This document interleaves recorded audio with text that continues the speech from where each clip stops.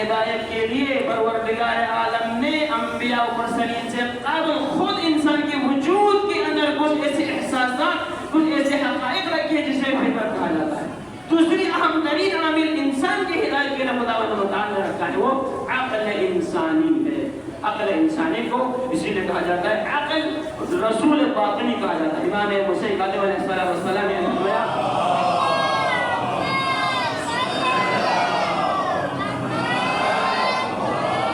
ان للہ علی الناس حجتین حجتا ظاہرتا فالانبیاء والائمہ والحجت الباطنہ العقول۔ امام حسین فرماتے ہیں کہ اللہ سبحانہ و تعالی نے دو طریقوں سے انسانوں کے اوپر اپنی حجت کو تمام کی ہے۔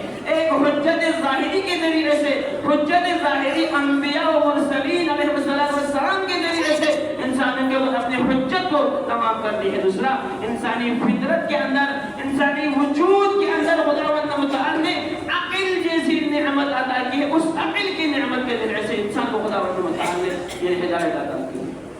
رسول باطنی کہا جاتا ہے۔ اسی لیے شرائط شیعہ مکتب امامیہ میں 3 ایسی بنیادی شرائط ہیں کہ جن شرائط کے آنے کے بعد ہی انسان مکلف ہو جاتا ہے، ان شرائط کو شرائط عامہ کہا جاتا ہے۔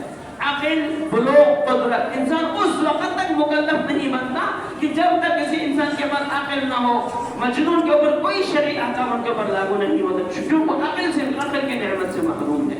اسی لیے قدرت بھی رکھتا ہو اور بالغ بھی ہو۔ ان 3 شرائط کو فقہ شیعہ میں، فقہ امامیہ میں شرائط عامہ سے تعبیر کیا جاتا ہے۔ تو انسان کی رہنمائی کے لیے خداوند متعال نے عقل جیسی نعمت انسان کی رہنمائی کے لیے، انسان کے وجود کے اندر، انسان کی فطرت کے اندر پروردگار عالم نے ودیعت کر رکھا ہے۔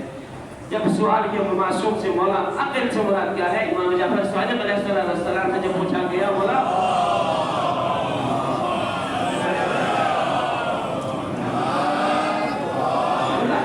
کیا ہے تو مولا نے فرمایا العقل ما عبد به الرحمن واكتسب به الجنان۔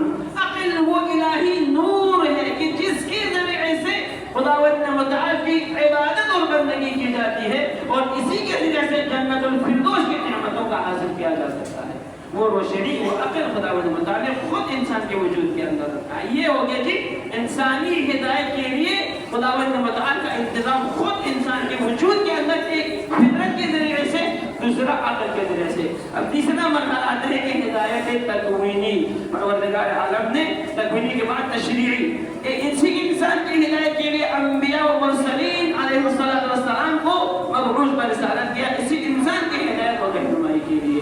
بس انسان کو خداوند متعال نے قرآن کی متعدد ایسی آیات الہیہ ہے کہ جس میں پروردگار عالم نے اسی انسان کو خداوند متعال کی طرف متوجہ کرتے ہوئے فرمایا کہ انسان انک کادح الی ربک، انسان اس حقیقت کا ادراک کر لو کہ تمہیں خداوند متعال نے چند دن اس دنیا میں رہ کر فنا ہونے کے لیے نہیں، ہمیشہ زندہ رہنے کے لیے پروردگار عالم نے انسان کو خلق کیا ہے۔ قرآن کی بہت ساری آیتیں